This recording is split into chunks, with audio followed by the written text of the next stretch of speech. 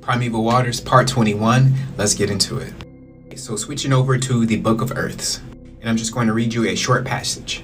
The planets are a mercurial disk moving by electromagnetic impulse between the metallic luminae or planets of the concave shell.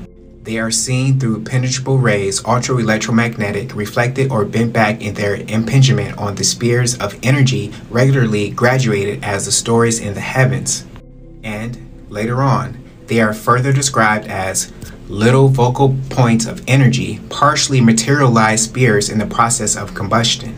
Comets are not great streams of fiery matter. They are tiny things, broken up bits of crystalline energy spiraling about the center solar sphere. They do not fly off into space and return. They plunge into and feed the sun. Neither is the sun 886,000 miles in diameter, nor distant from the earth 93 million miles. Since it is a body contained within the concave earth, given the earth's diameter of 8,000 miles, the sun diameter would not be over 100 miles, or its distance from the concave habitable surface over 1,000 miles. The revolution of the sun and not the rotation of the earth is a cause of day and night. Instead of appearing to rise above a convex surface, the sun simply comes into our sphere of vision in the course of its revolution, and at sunset goes out of the earth beyond the sea of hydrogen of the arc of the heavens.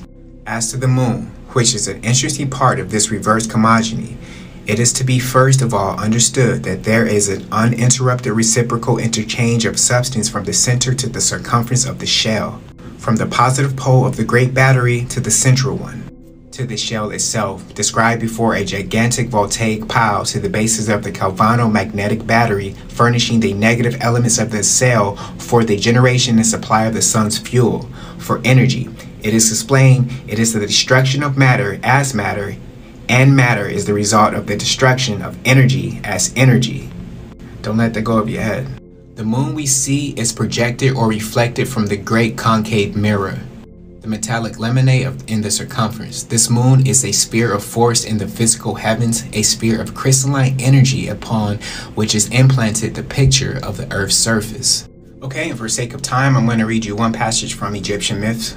It says, "Here the sun god journeys across the firmament along the underside of Nut's arch body."